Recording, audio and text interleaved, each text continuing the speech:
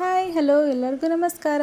ಇವತ್ತು ನಾನು ನಿಮಗೆ ಮೀನಿನ ಮೊಟ್ಟೆ ಪಲ್ಯ ಯಾವ ರೀತಿ ಮಾಡೋದು ಅಂತ ಈಸಿ ಮೆಥಡ್ ಹೇಳ್ಕೊಡ್ತಾ ಇದ್ದೀನಿ. ಇದು ಸುಮಾರು 1 kg ಇರ್ಬೋದು. ಇದು ಮೊಟ್ಟೆ ನೋಡಿ, ಮೊಟ್ಟೆ ಈ ರೀತಿ ಕಾಣಿಸುತ್ತೆ. ಇದು ಗಟ್ಟಿ ಉಂಡೆ ಥರ ಇರುತ್ತೆ. ಇದು ಮುದ್ದೆ ಥರ. ಇದು ಏನೋ ಹಾಕ್ಕೊಂಡಿದ್ದೀನಿ ಅಂತ ಅಂದ್ಕೋಬೇಡಿ. ಇದನ್ನ ಗ್ಯಾಸ್ ಮೇಲೆ ಒಂದು ಪಾತ್ರೆ ಇಟ್ಟು ಅದಕ್ಕೆ ಹೆಚ್ಚಿರೋ ಈರುಳ್ಳಿ ಹಾಕಿದ್ದೀನಿ. ಎಣ್ಣೆ ಮತ್ತು ಎಣ್ಣೆಯಲ್ಲಿ ಈರುಳ್ಳಿ ಹಾಕಿ ಅದಕ್ಕೆ ಮೀನಿನ ಮೊಟ್ಟೆ ಹಾಕಿದ್ದೀವಿ ನೋಡಿ. ಇದನ್ನ ಕೈ ಆಡಿಸ್ಬೇಕು. ಸುಮಾರು ನಾನೊಂದು 10-15 ನಿಮಿಷ ಈ ಥರ ಎಣ್ಣೆಯಲ್ಲಿ ಫ್ರೈ ಮಾಡಿದ್ದೀನಿ ಇದನ್ನು, ಮೊಟ್ಟೆನ.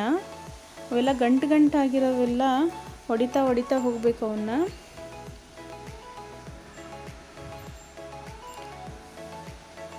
ಎಷ್ಟು ಚೆನ್ನಾಗಿ ಈ ಥರ ಮಿಕ್ಸ್ ಮಾಡ್ತಿರೋ ಅವೆಲ್ಲ ಉಂಡೆ ಥರ ಇರಬಾರ್ದು. ಅದು ಎಲ್ಲ ಉಂಡೆ ಥರ ಇರೋವೆಲ್ಲ ಈ ಥರ ಹೊಡ್ಕೋಬೇಕು. ಚೆನ್ನಾಗಿ ಮಿಕ್ಸ್ ಮಾಡಬೇಕು. ಅದು ಎಲ್ಲ ಬೆಂದ ಮೇಲೆ ಒಂಥರ ಮರಳು ಥರ ಇರುತ್ತೆ ಅದು ಮೊಟ್ಟೆ.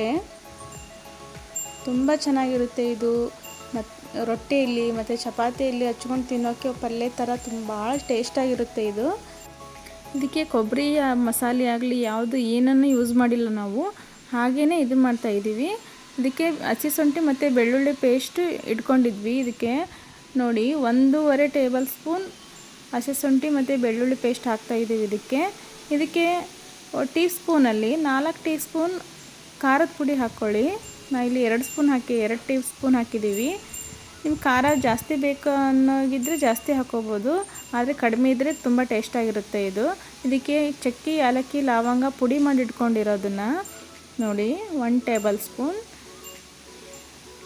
ಹಾಕ್ತಾಯಿದ್ದೀನಿ ಅಷ್ಟೇ. ಇದಕ್ಕೆ ಮತ್ತು ಉಪ್ಪು ಹಾಕಿದ್ದೀನಿ, ಅದು ವಿಡಿಯೋದಲ್ಲಿ ಬಂದಿಲ್ಲ ಅದು. ಇದಕ್ಕೆ ಉಪ್ಪು, ಖಾರದ ಪುಡಿ ಮತ್ತು ಚಕ್ಕೆ, ಏಲಕ್ಕಿ, ಲವಂಗ ಪುಡಿ ಮಾಡಿ ಇಟ್ಕೊಂಡಿದ್ವಿ, ಅದನ್ನು ಹಾಕಿದ್ದೀವಿ. ಹಾಕಿ ಈ ಥರ ಚೆನ್ನಾಗಿ ಮಿಕ್ಸ್ ಮಾಡ್ಕೋಬೇಕು.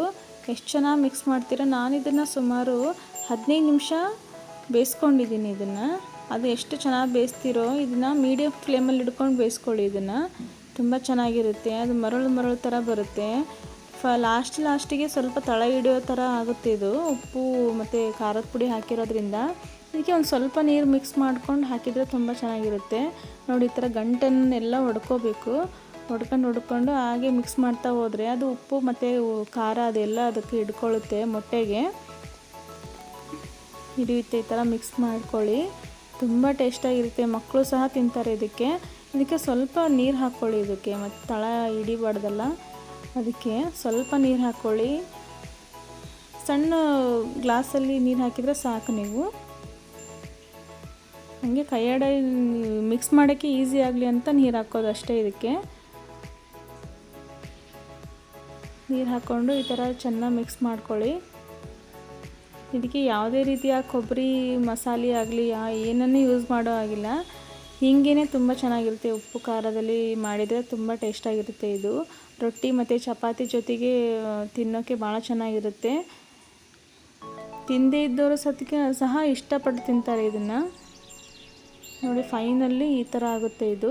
ಉಂಡೆ ಅವೇನು ಭಾಳ ಗಂಟಿರಲ್ಲ, ಅವು ಆ ಥರ ಇರುತ್ತೆ. ಅದು ಬಿಟ್ಕೊಳ್ಳುತ್ತೆ. ಅದು